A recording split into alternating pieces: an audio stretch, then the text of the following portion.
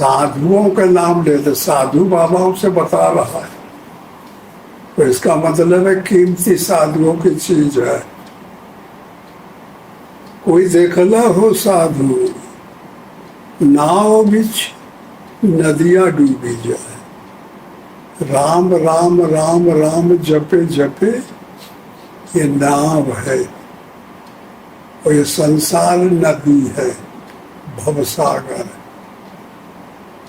ये भाई ये नैया डोल रही है, तो नाम बिच नाम रूपी नाव बिच नदियां डूबी जाए। ये देखने को कोई साधु बाबा देखने को पाते हैं कि जो कोई नाम में भजन में लग जाता है तो फिर वो नाव बन जाती है। तो वो नाव में ये संसार डूब जाता है, जितना नदी है परमात्मा भर रह जाता है। एक अचंभा हमने देखा, कुआं में लग गई आग। ये शरीर पोला है अंदर, कुआं जैसा। तो आश्चर्य ये देखा कि एक लड़का बढ़िया ढंग से रहता था और के अनुराग आ गया। आग माने अनुराग बढ़ गया भगवान की तरफ, पागल हो गया, दुनिया को छोड़ने लगा, क्रोध को छोड़ने लगा, मोह को छोड़ने लगा, परमात्मा की तरफ दौड़ने लगा। अंगद आ गया, अनुराग रूपी अंगद। जब प्रेम आ गया भगवान में, अनुराग, नाम रूपी नाव में संसार रूपी नदियां डूब जाती है। ये साधु को ही देखला, पब्लिक से नहीं कहता, पब्लिक तो देख नहीं पाती है साधन को। और साधन क्या पाता साधक करके, वो पूरे संसार को खत्म कर देता है और नाम के द्वारा नाव में पूरा डुबा देता है और अपने परमात्मा को पा जाता है। अनुराग आ गया परमात्मा में। तो पाप रूपी पानी जल गया, पानी जल गया, और मन रूपी मछली खेले भाग। पाप जब खत्म हो गया तो यह मन गड़गड़ा गया, भगवान में आदत लेने लगा। एक अचंभा हमने देखा, बंदर दूहे गाय। बंदर कहते हैं ब्रह्म ज्ञान को। ये गोलाम इंद्रियों को कंट्रोल कर ले ब्रह्म ज्ञान, सबको विषयों से हटा के रहे, परमात्मा की तरफ ले जाता। तब फिर ये गाय बन जाती, तो फिर ब्रह्म ज्ञान रूपी बंदर दूधते रहता है। दूध दही तो अपने खावे और घिया बनारस जाए। तो जो सार वस्तु है वो ब्रह्म के या भगवान क्या भेद देते। जो सार वस्तु है वो परमात्मा को समर्पित होता जाता है। एक अचंभा हमने देखा, मुर्दा रोटी खाए। ये मन जिंदा है, तब विषयों में दौड़ता है। और जो साधन के द्वारा इसको मान लिया गया, मुर्दा हो गया, तब ये बढ़िया भजन करता है भगवान का। जिंदा तो माया का भजन करता है, और जब वो मन बढ़ जाता है तब भगवान का भजन करता है। तब मुर्दा रोटी खाए, रोटी कहते हैं राम राम राम राम, भजन खाने लगा। एक अचंभा हमने देखा, गधा के दो सिंह। गोलाम इंद्रियों को गधा कहते। इनहू के सूरत है दौड़ने की, माया में और ईश्वर में चलने की।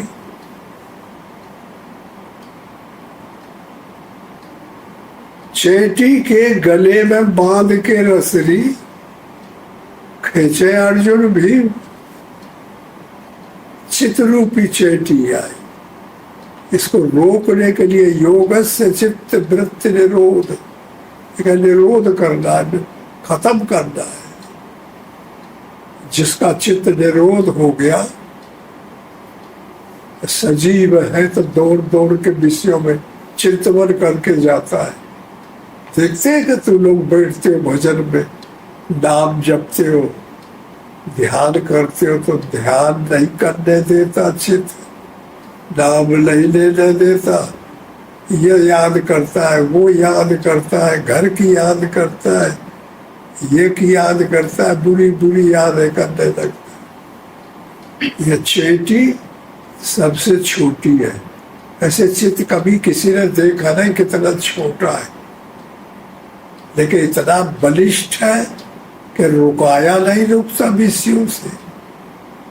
और तुम लोग जूझ रहे हो सब जने, और दिनों रात यही का भोग रहे। थोड़ा भी बैठते हो गए तो दौड़ के मन हटके वो भाग जाता होगा, दौड़ के भाग जाता होगा। तो ये जो चित्त है बहुत खतरनाक है। तो चित्रूपी चेटी के रसली में उन्हें गले में बांध के, और अर्जुन अनुराग और भाव भीम, अनुराग और भाव दोनों खींच रहे भगवान की तरफ के सारे, इधर आजा विषय छोड़ दे, वो छोड़ नहीं पा रहा। इसलिए इसको रोक के भगवान की तरफ ले जाना, समझ लो, यही युद्ध है। चेटी सबसे खतरनाक है। पहले दही जमाइए, पीछे दोहिए गाय, बछड़ा वाके पेट में माखन हाट बिकाए। अगर किसी को शांति पाने की इच्छा है, परमात्मा को प्राप्त करने की इच्छा है, भला कोई काम करने की इच्छा है, तो उसको चाहिए कि पहले ध्यान जमा दे भगवान में, ध्यान रूपी दही जमा दे। तो ध्यान रूपी दही जमाओ, पीछे दोहिए गाय। अगर तुम्हारा ध्यान रूपी दही जम गया तो काम बन गया। फिर वो नाम इंद्रिया कभी विषय की तरफ नहीं जाएगी, वो रिद्धि सिद्धि बन जाएगी। अष्टधातून प्रकृति रिद्धि सिद्धि बन जाएगी, तुम्हारी सेवा में लग जाएगी। पहले दही जमाइए, पीछे दोहिए गाय, तो फिर जरूरत पड़े तो गोदाम इंद्रियों से रिद्धि सिद्धि, ये काम हो जाए वो काम हो जाएगा। ये ऐसे दोह लेना, और ना दोहना नहीं चाहिए, लेकिन जरूरत पड़े तो दो सकते हो, सब काम हो जाएगा।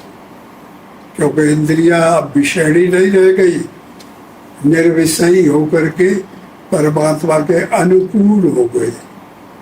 तो इन्होंने आदेश दे दिया कि तू रिद्धि सिद्धि का काम करो।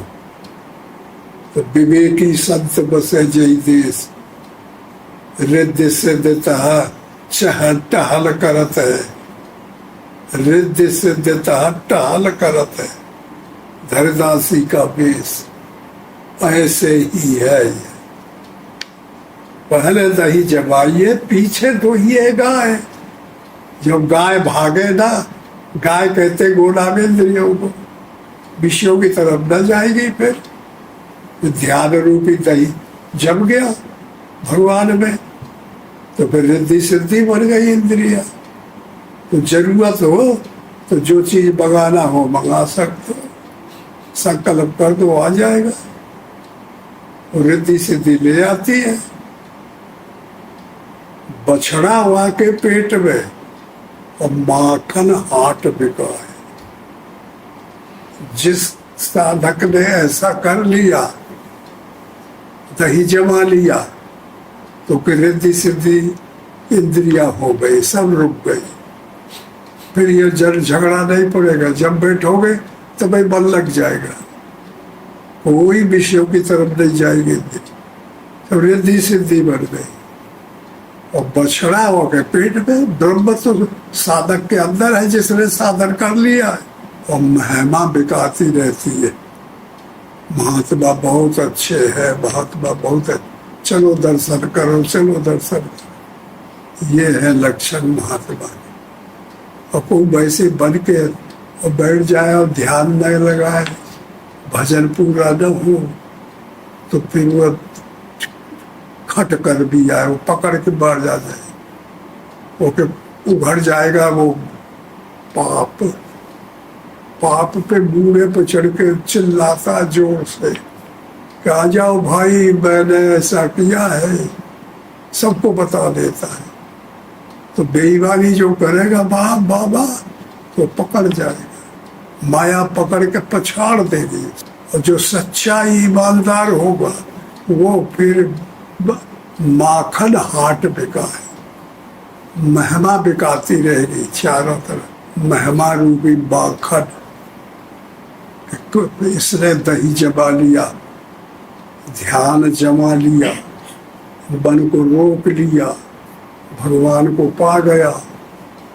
अब इंद्रिया सब भगवान के आदेश के अनुकूल हो गई और माया भाग गई। अब सुबह हो गया, सब दिखाई पड़ने लगा, ज्ञान आ गया, और रात रूपी माया भाग गई, चली गई, और वो नहीं आई। इस तरह से साधक के रूप में है ये। पहले दही जमाइए, पीछे दुहिए गाय, बछड़ा वहां के पेट में माखन हाट बिकाए।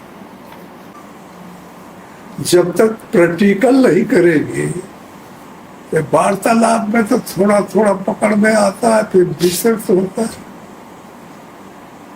सत्संग तो सत्संग, सत वस्तु है, तीनों काल में अबाधित एक रस। तो बाहर तीनों काल के टाइम पे किया जाता है, तो थोड़ा थोड़ा समझ में आता है।